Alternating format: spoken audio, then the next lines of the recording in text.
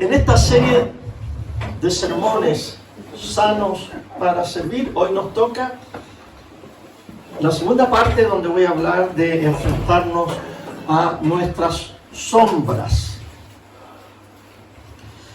Para ser cristianos sanos debemos enfrentar nuestras sombras. Obviamente que las sombras están abajo, en lo profundo, en el abismo de nuestra existencia. Y me di cuenta, yo tenía más o menos preparado el sermón, pero me di cuenta que el evangelio de esta semana encajaba perfectamente en el tema de hoy y nos vamos a basar en ese evangelio para desarrollar el tema. Lucas 8, 26 al 39. Y comienza así diciendo Lucas: después arribaron a la tierra de los Gerasenos, que está en la ribera opuesta a Galilea. Cuando él llegó a tierra, vino a su encuentro un hombre de la ciudad que estaba endemoniado. Jesús va a la ribera opuesta del mar de Galilea.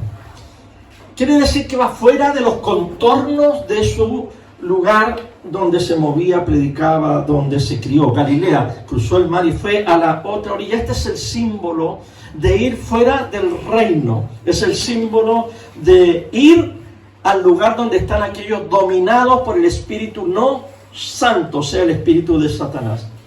¿Y qué encuentra al otro lado? ¿O qué encontramos nosotros al otro lado del reino? Encontramos gente que sufre. Encontramos nosotros gente que está bajo el dominio de las tinieblas. No solo gente, la sociedad, los gobiernos, las familias. Y lo peor, la gente que sufre en su propio ser un terrible flagelo que le podríamos llamar demonios. Pero viene Jesús. Esa es la clave.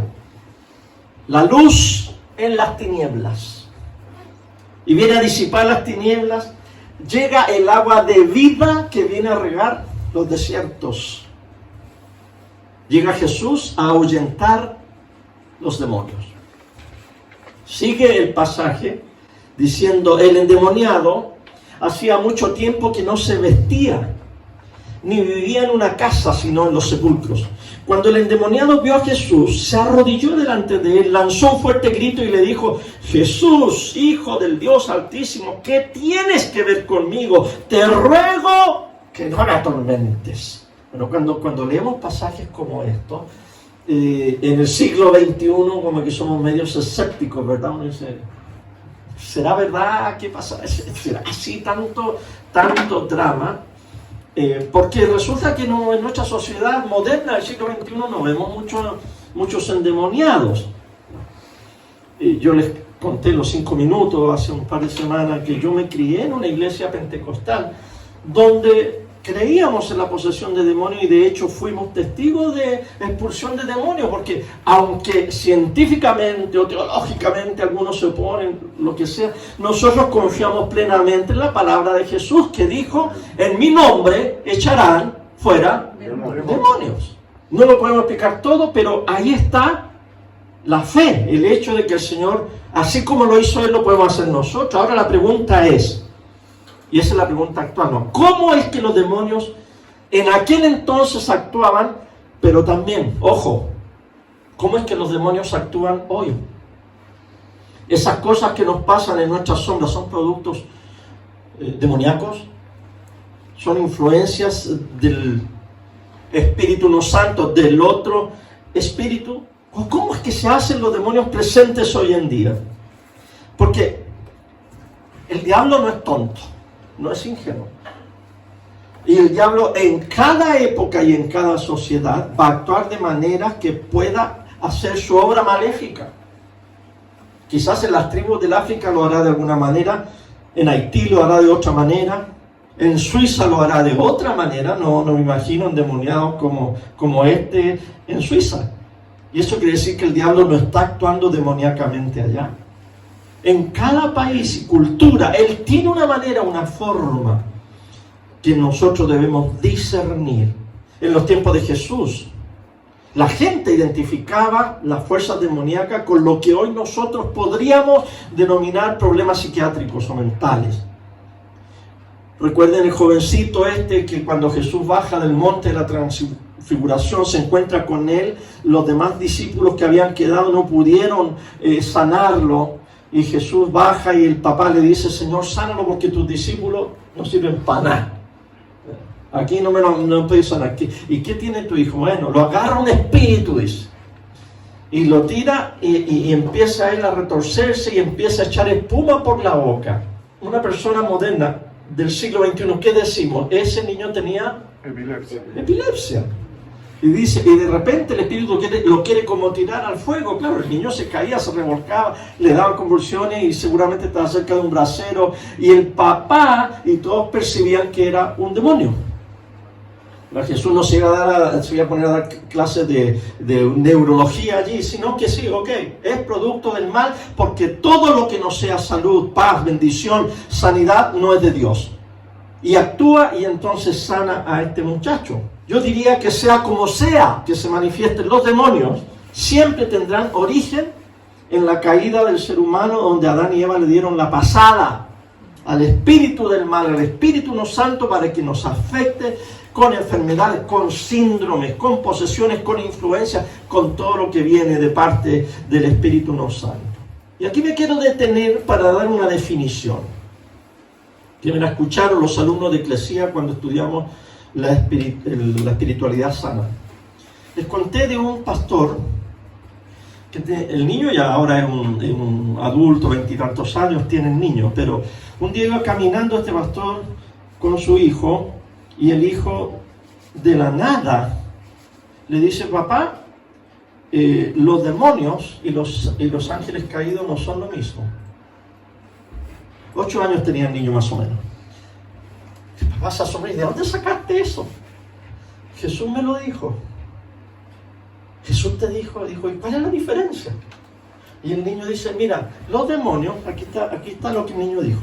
Los demonios son creados por la gente desde la ceniza de la guerra, las lágrimas de los que tienen miedo y las cosas que la gente quiere pero no les pertenecen. Luego crean una vida en sí mismos y te atacan. Esta no es una definición científica o teológica, yo no la he visto en el libro de teología ni a algún pastor, pero si nosotros creemos que el Señor puede enseñarnos, y como dice el Salmo 8 de los niños, de la boca de los niños fundaste la fortaleza, el Señor puede hacer lo que quiera. Bueno, pero lo que dijo este niño tiene mucho sentido. Aquí hay 3 componentes que podríamos definir como influencia del diablo en las vidas que se podrían como formar como demonios. Primero, la violencia física. La violencia física tiene que ver primeramente con las guerras civiles, golpes de Estado, revoluciones, estallidos sociales, rebeliones, política exaltada, protestas. O también tiene la violencia física, también tiene que ver con el abuso físico, golpes que la gente recibe o hemos recibido, accidentes, incluso cachetadas, escupitajos. También tiene que ver con el abuso mental, la manipulación, las mentiras, el lavado de cerebro, o las palabras escritas o dichas que hieren, que matan, que apartan de la verdad. Todo ello va creando en nosotros lo que podríamos llamar demonios o sombras en nuestro yo profundo. Segundo, el miedo. Producto de esto, ve cómo se van creando los demonios según este niño, ¿verdad? O según Jesús, que usted créalo o no crea, es problema suyo, ¿ya? Pero hace sentido. Después de la violencia y todo, ¿qué produce el terrorismo? Terror, miedo. Y comienza el miedo a forjarse en nuestras vidas, y el miedo involucra el temor, la angustia, la timidez, la cobardía, etcétera, que es producto de la violencia. Y tercero, el deseo de poseer cosas.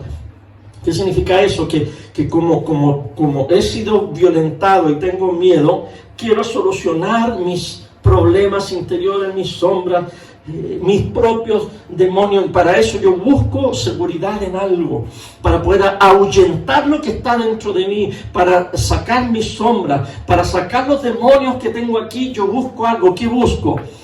Busco amor, quizás. Y lo busco en los lugares equivocados. O busco un estimulante, la droga, el alcohol. O busco que mi ego se enaltezca y a medida que yo soy más y mejor, la gente me puede respetar y lo que yo tengo aquí adentro, mis sombras se desvanezcan y busco. ¿Qué es lo que busco? Poseer cosas que me saquen de mis sombras. Volviendo a esto de los endemoniados, es muy probable que hoy nosotros nos encontremos con personas así como la niñita esta del exorcista, ¿no? No le sigamos el juego a Satanás, que nos quiere hacer entender que estar endemoniado es eso. Por lo tanto, los demás estamos todos re bien, porque ese es el engaño de Satanás. En mi vida, 2 o 3 veces he visto personas de ese estilo, ¿no? Muy raro. Pero eso sí que como pastor, yo encuentro constantemente gente angustiada, gente abusada, gente que ha sido manipulada, gente con miedo, gente que busca solucionar todo eso en los lugares y las formas incorrectas. Y eso para mí, hoy en día, es lidiar con nuestros propios demonios. Y he aquí que Jesucristo cruza a mi orilla, cruza a la otra orilla, se mete en las profundidades de mi yo más profundo, que está un poquito asustado y oscuro, y tengo mis sombras ahí, y que lo que hace, nos libera y nos sana. Gloria a Jesús. Amén. Bendito sea el nombre de Jesús. Amén. Sigue el pasaje diciendo lo siguiente. Jesús le preguntó, ¿cómo te llamas? Legión, respondió este demonio, ¿verdad? Porque eran muchos los demonios que habían entrado en él, dice Lucas, y le rogaban a Jesús que no los mandara al abismo. Aquí tenemos nuestra primera responsabilidad: nombrar las cosas. ¿Cómo te llamas? El demonio dijo Legión, pero cada uno de nosotros, para sanarnos emocionalmente, para ser cristianos sanos, debemos preguntarnos: ¿qué me está pasando? ¿Qué es lo que siento? Ponerle nombre a las cosas, nombrar las cosas, las situaciones, los sentimientos, los miedos. En el fondo, nombrar nuestras sombras. Porque cuando uno las nombra y las reconoce, empieza la sanidad. ¿Cómo que yo puedo ser honesto conmigo mismo? ¿Se acuerdan? La semana pasada dijimos que una enfermedad del cristiano enfermo es que no reconoce sus sentimientos. Los niega. No, yo no puedo sentir ira porque yo soy cristiano. No me puedo enojar. No puedo decir, sabes que estoy deprimido. No, ¿cómo vas a estar deprimido? Pero un cristiano honesto le pone nombre a sus sentimientos y a sus situaciones. Y si es necesario las escribe. Eso ya es el primer paso para sacarlas a la luz y salir de esa sombra. En este caso, ¿cómo te llaman?, le dice Jesús. Y el demonio dice Legión. Creo que era una legión. Era un ejército romano de más o menos 6.000 soldados en los tiempos de Jesús. Ustedes saben que Palestina estaba dominada por los romanos, el ejército de Roma, el ejército de ocupación. Y todos sabemos los estragos que provoca una guerra y una invasión. Nada es bueno en la guerra. Nada es agradable con la guerra. La guerra es diabólica. No hay tal cosa como la guerra santa o la guerra justa. Todos los que han pasado por el flagelo de una guerra son testigos de los horrores que allí se experimentan. Legión me llamo porque somos muchos. Y aquí yo voy a insertar la teoría de por qué este pobre hombre endemoniado, Geraseno, identifica a sus demonios como legión. Pienso yo que este pobre hombre, ya sea en su infancia o en su adolescencia, que es cuando nuestras sombras se empiezan a formar y nuestros demonios comienzan a tomar forma ahí, en la infancia y en la adolescencia. En ese tiempo, algo le pasó a este hombre. Sufrió los horrores de la guerra. Seguramente una legión romana pasó por el territorio donde él vivía. Sería un niño hipersensible, que vio pasar por su tierra una violenta legión que lo trastornó. Habrá visto soldados violar a su madre y a sus hermanas. Habrá la legión romana matado a su padre enfrente de él. Habría huido este niño del incendio que los romanos hicieron de su aldea y habría él contemplado las torturas y las crucifixiones de la legión romana que pasó por su tierra sembrando el terror? Hoy, los psicólogos, los psiquiatras, los consejeros, los pastores, tenemos la labor de adentrarnos en las misteriosas sombras que el ser humano tiene en su corazón, para descubrirlas, para nombrarlas y para empezar a sanarlas. Y en el caso de los psicólogos, psiquiatras y pastores cristianos, espero que los pastores sean cristianos, les trae la luz de Cristo, que pueda disolver eso cuando hacemos el ejercicio de reconocer nuestras sombras. En Chile, ustedes saben que hay una tremenda controversia con la ministra de Salud, que puso una demanda criminal contra los médicos y el hospital El Salvador, el hospital psiquiátrico El Salvador de allá de Valparaíso, porque estaban poniendo electroconvulsión en los pacientes psiquiátricos sin anestesia. Y ella en los libros concluyó que eso es tortura.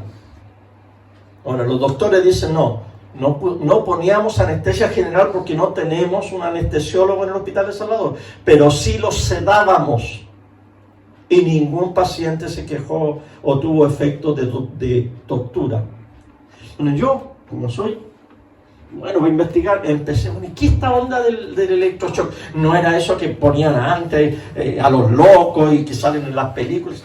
Hoy esa técnica se ha refinado tanto que es una de las técnicas más adecuadas para solucionar problemas, por ejemplo, de depresión, de bipolaridad, y se hace de una forma muy fina y ha causado muchos buenos resultados, dicen los psiquiatras. Y consiste en el fondo en que te ponen electrodos en el cerebro y te ponen electricidad medida de 120 volts y el cerebro se te resetea. Es como cuando la computadora está haciendo pura mesera, ¿verdad? ¿Qué hacemos? Ya, desenchúfala y enchúfala, apágala o restart it, recomiénzala, reseteala. Eso es lo que hace esto en el cerebro humano, el electroshock, la electroconvulsión. Los demonios del Gesareno sabían que Jesús era el técnico de Dios que venía a resetear nuestra mente y corazón. Sabían. Pues cuando viene Jesús y le pone ahí en la computadora, entonces Él lo que hace es que nos limpia, nos sana, nos alinea con su voluntad. Por eso que estos demonios decían, te ruego que no me atormentes. Claro, porque sabían que el técnico los iba a atormentar. Los demonios le rogaban a Jesús que no los mandara al abismo. Como allí había un gran hato de cerdos que pasían en el monte, los demonios le rogaron a Jesús que los dejara entrar en ellos y Él les dio permiso. Una vez fuera del hombre, los demonios entraron en los cerdos y estos se lanzaron al lago por un despeñadero y allí se ahogaron. Bueno, antes de entrar a analizar un poquito este pasaje, les voy a llevar a lo que en filosofía, la alegoría de la caverna de Platón. Si alguno de ustedes estudió filosofía se ha de acordar. Hay algunos que me están diciendo que sí. Ok, ¿cuál es esta alegoría? Platón, para tratar de explicar la realidad material y la realidad espiritual, aunque él estaba equivocado diciendo que la realidad espiritual era la buena y todo lo demás, todo lo que es material es malo. Ahí está mal porque Dios hizo el cielo y la tierra y la materia y lo espiritual y todo es de Dios y todo es bueno. Bueno, pero él decía que había una cueva y en la cueva todos estaban esclavizados, amarrados y mirando hacia el fondo de la cueva y nadie podía mirar para atrás. Porque el que mira para atrás se le pega la pena. Eso salió de la cueva de Platón, de la alegoría. No podían mirar, imposible, aunque quisieran no podían. Tenían que estar siempre mirando al fondo de la cueva. Pero detrás están encadenados y están mirando el fondo de la cueva. Pero aquí hay un pasillo y en el pasillo pasa gente levantando objetos. Y más atrás hay una fogata. Entonces la luz de la fogata proyecta la sombra de los objetos en el fondo de la cueva. Entonces dice Platón que nosotros, los seres humanos, aquí viviendo en esta realidad material, lo que vemos son sombras que no son reales, porque lo real está allá afuera.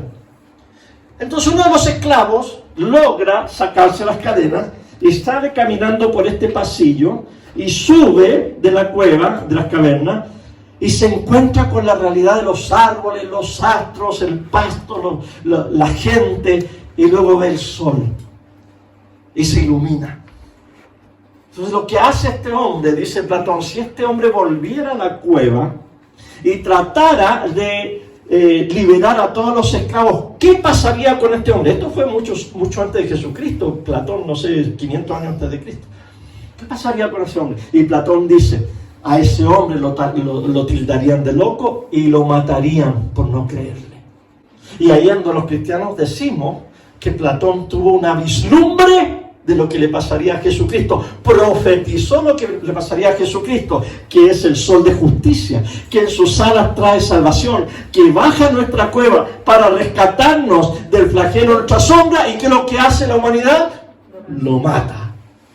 Eso sí que Platón no supo, que iba a estar sepultado 3 días y que luego iba a resucitar y que iba a vencer el pecado y la muerte, iba a vencer la sombra. Muy lindo este asunto de la cueva, la alegoría de la caverna de Platón. Cuando llegaron a donde estaba Jesús, se encontraron con que el hombre de quien habían salido los demonios estaba sentado a los pies de Jesús, vestido y en su cabal juicio. Ahora la pregunta actual, bueno, Jesús con su sola palabra, al nombre de Jesús, se doblará toda rodilla que está en el cielo, en la tierra y debajo de la tierra, y toda lengua confesará que Jesucristo es el Señor. El Señor puede decir, vete, di la palabra, y mi mozo sanará. Y los demonios, te ruego que no digan la palabra, porque nos vas a atormentar, déjanos irnos aquí con estos cerdos. Los demonios entonces huyen a la presencia del Señor. Ahora nosotros, ¿cómo es que nos vamos a deshacer de nuestros demonios? Y ahí es que vamos a volver a la definición que dijimos, que los demonios son creados por la gente. ¿Desde dónde? Desde la ceniza de la guerra, las lágrimas de los que tienen miedo y las cosas que la gente quiere pero no les pertenece. Luego crean una vida en sí mismos y te atacan. Son seres espirituales, son formaciones que no las podemos nosotros identificar o analizar mucho, muy esquivas. Los demonios o las sombras son formadas por nosotros, pero son reales. No crean que yo estoy diciendo que son fantasías. Uno no le puede decir eso a una persona que la está sufriendo. Para ella, para esa persona es algo muy real lo que le está pasando. Toman forma. ¿Okay? Entonces vamos a aplicar a este endemoniado, ya lo dijimos, esas 3 características que forman nuestro demonio o nuestra sombra. Pero viene Jesús y lo libera. Ahora nosotros, la pregunta es para nosotros. ¿Cómo nos liberamos nosotros hoy en día de nuestra sombra? Este niño de 8 años que va caminando con el papá y de la nada le dice, papá, los demonios y los ángeles caídos no es la misma cosa, y el papá le dice, ¿cómo lo sabe? Y él le dice, Jesús me lo dijo. Entonces, ¿quiénes son los demonios? El niño le da esta explicación, y luego el papá le pregunta, ¿y cómo es que nos deshacemos de los demonios? Y el niño le dice, no tengo idea, papá. Y el papá le dice, bueno, pregúntale a Jesús. Siguen caminando. Y el niño, después de unos minutos, dijo, ya me dijo Jesús. ¿Qué te dijo? Jesús dijo que con los demonios la gente solo tiene que resolver sus asuntos y los demonios se disuelven. Y yo me acordé del chiste del tartamudo. Claro, para ti es re fácil decirlo. Si fuera así de fácil, ¿qué? Dios resuelve tus problemas. Ahí está la clave, hermano. Es bien sencillo, a lo mejor no es fácil, pero es bien sencillo. Tienes sombras, tienes demonios, tienes cosas que te afectan. soluciona tus problemas. Enfréntate a tus sombras. Y una vez que tú las identifiques, las nombres, las traigas a la luz de Cristo, se van a disolver como se disuelve el COVID con el jaboncito que le deshace su capa lípida y deja de existir. Porque el virus no es como la bacteria que tiene vida en sí misma. El virus no. Por eso que cuando uno va al doctor y el doctor no sabe cómo solucionar el problema, dice, es viral. Ese es un virus. Es un virus. Pero deme algo, deme un antibiótico para matarlo el virus. Es que no, porque el antibiótico no mata al virus. Es lo mismo, es que tengo una sombra. Deme algo, únjame. Póngame la mano aquí, no sé, hágame algo. Súbame el sueldo. Divórcienme. Háganme algo y se ve esto. No, es que no es así. ¿Y cómo es entonces? Es así. Jesús le dijo a este niño que con los demonios la gente solo tiene que resolver sus asuntos. Toma responsabilidad de tus asuntos, enfréntalos, nómbralos, sé sincero, sé honesto. Néstor, sé honesto. Tráelos a la luz de Cristo. Tráelo a la comunión de los cristianos, tráelo a un pastor, a un psicólogo, a alguien que te ayude, y luego eso, con mucha fe, tráelo ante el Señor, y los demonios se disiparán. Dice Isaías, tú disipas como nubes mis rebeliones, como niebla mis pecados. Cuando sale el sol, la niebla se va. Es el sol el que deshace las nubes. Es el sol el que cuando entra las tinieblas se van. A eso se refiere esto. Y claro, vuelvo a insistir, para ti es bien fácil decirlo y la verdad es que es sencillo de entender y a lo mejor es difícil de practicar, pero esa es nuestra labor como cristianos y para eso necesitamos dirección. Ahora, Peter Scazzero, que es el director del Instituto de Cristianos Emocionalmente Sanos, de donde se produjo el libro con el cual hemos hecho la clase, dice que debemos enfrentarnos a nuestras sombras. Basta de cristianos hipócritas, enfermizos. De hecho, el apóstol Pablo dice, algunos de ustedes ya están muertos. Cuando tomamos la cena del Señor, dice, ¿por qué? Porque ustedes no disciernen el cuerpo de Cristo, no disciernen la vida del Señor con nosotros. Y algunos de ustedes se enferman. Y es más, algunos de ustedes ya están muertos. ¿Por qué? Porque no están emocionalmente sanos y están con sus sombras allí. Y así define las sombras Peter Scazzero. Son la acumulación de emociones sin controlar, motivaciones poco puras y pensamientos que, aunque mayormente inconscientes, influyen de modo fuerte en tu conducta y la moldean. Es la versión dañada, pero mayormente escondida de la persona que eres. Conclusión. El Geraseno, el endemoniado, estaba al final de este pasaje, sentado a los pies de Jesús, vestido y en su cabal juicio. Ya usted se imagina la escena, ¿verdad? Ahora vamos a lo profundo. ¿Qué significa estar sentado a los pies de Jesús? Es lo que muchos de ustedes todavía no pueden entender. Muchos cristianos hoy no pueden entender qué significa estar sentado a los pies de Jesús. Entiende qué significa estar sentado para escuchar la palabra. Entiende qué significa tomar notas. Entiende lo que significa ir al estudio bíblico y tomar la Biblia para adelante y para atrás. Entiende lo que es adorar. Entiende lo que es organizar una iglesia, fundar una iglesia. Entiende lo que es servir a la mesa. Entiende muchas cosas, pero no entiende qué significa sentarse a los pies de Jesús, como el ex endemoniado y como Lázaro.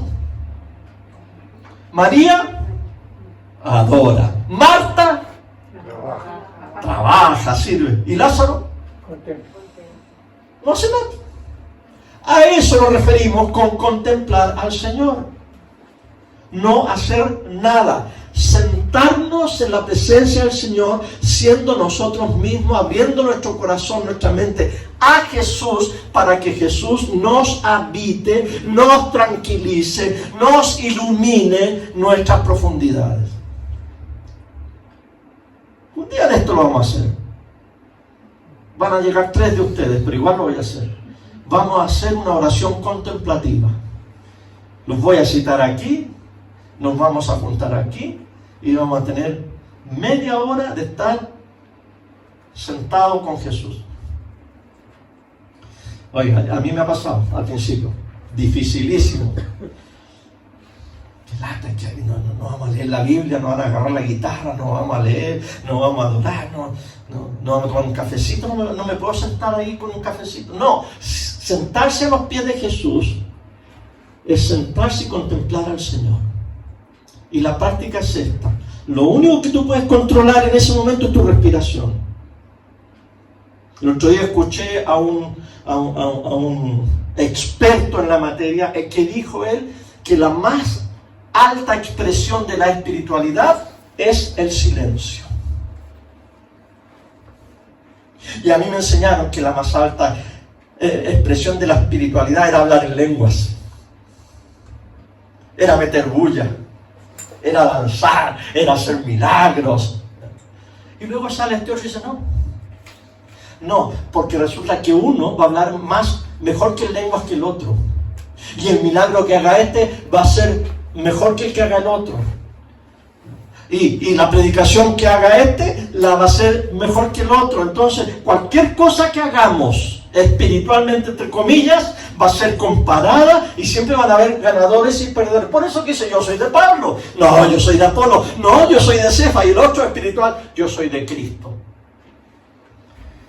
Pero resulta que el silencio es lo más profundo de la espiritualidad. Cuando uno llega a tener como cristiano la capacidad de callarse la boca, cuando tú tienes la capacidad de abstenerte de tus opiniones, cuando tú llegas a tener la capacidad de dejar de imponer lo que tú crees y como tú crees que las cosas se deben hacer, cuando tú dejas de manipular todo a la pinta tuyo y sencillamente te callas y te sientas y cierras tus ojos y te das cuenta que lo único que puedes controlar es tu respiración, te vas a dar cuenta que tu más profunda espiritualidad se va a hacer realidad allí. ¿Y saben por qué?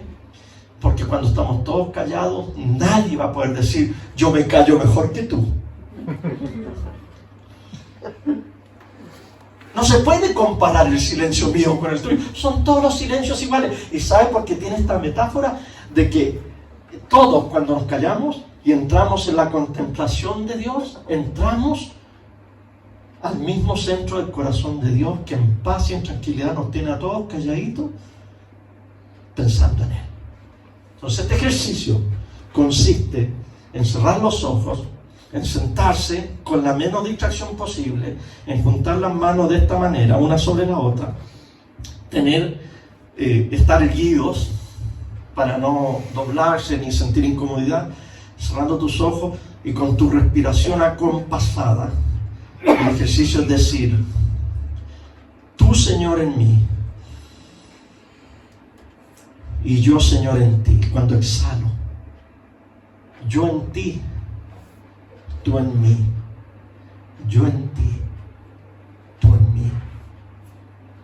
Y así, no tiene que hacer una gran cosa. Y si usted empieza todos los días a acostumbrarse, 5 minutitos, 10 minutitos, 15 minutitos al día, usted se va a empezar a dar cuenta que como el endemoniado, sus sombras van a ir desapareciendo, usted se va a ir calmando y usted va a ir experimentando la presencia de Dios en su corazón.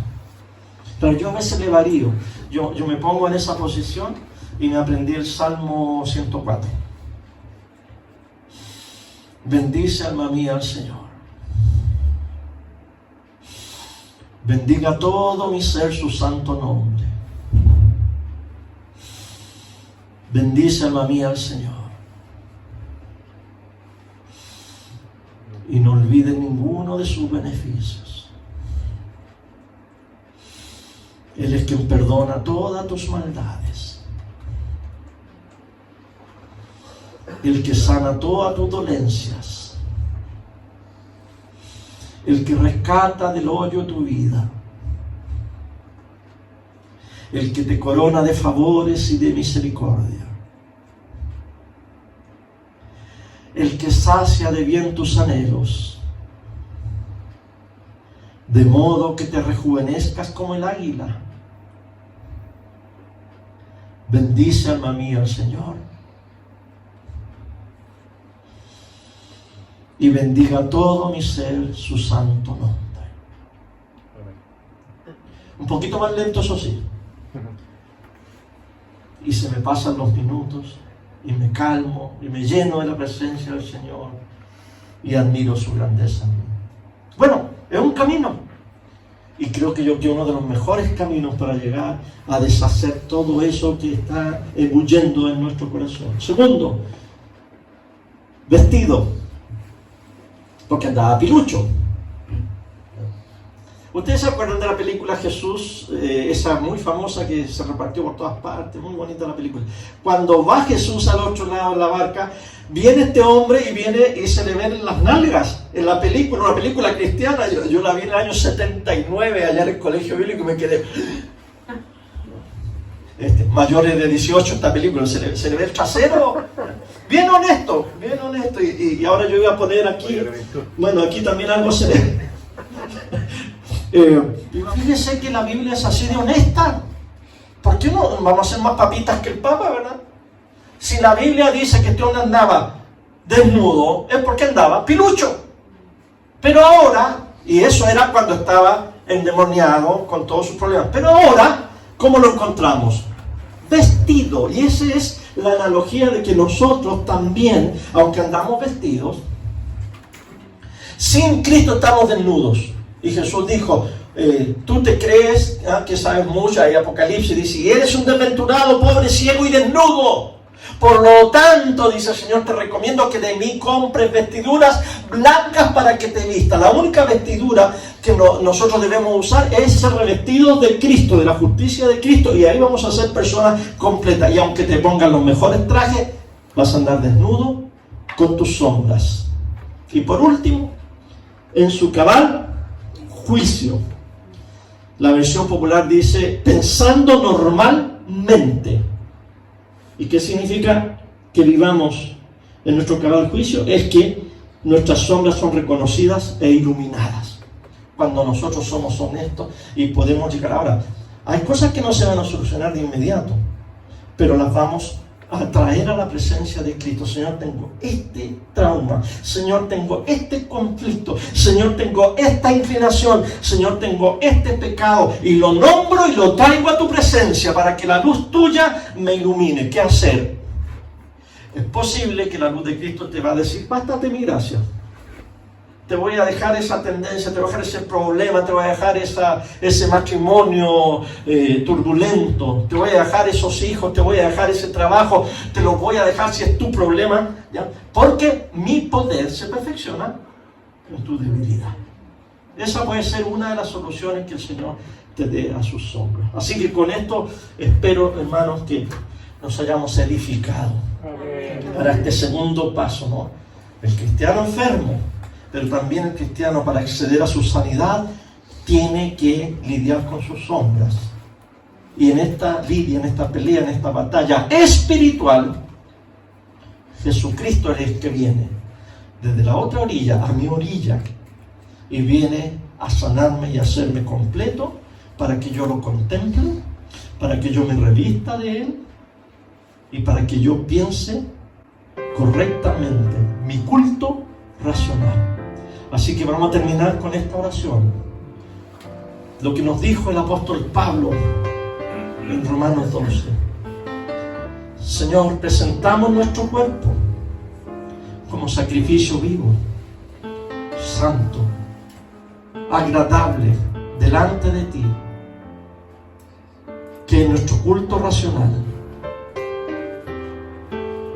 el culto de la mente, el culto del entendimiento, Espíritu Santo, te rogamos que tomes todo lo que hoy dijimos, lo grabes en la computadora de nuestra mente para que podamos entender que afuera de nuestra cueva está el sol de justicia y adentro de nuestro ser están las sombras. Y queremos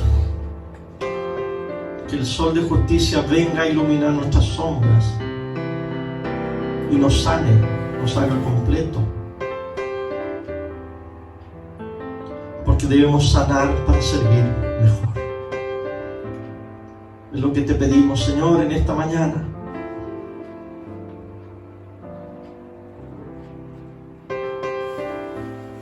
Queremos contemplar tu gloria, tu magnificencia, y queremos experimentar el gozo de tu amor en nuestros corazones. Y a ti, Señor Jesucristo, liberador, a ti, Señor Jesucristo, victorioso sobre la muerte y el pecado, a ti, Señor Jesucristo, que ahuyentas los demonios y las sombras, a ti, Señor Jesucristo, sea la gloria y el honor por los siglos de los siglos.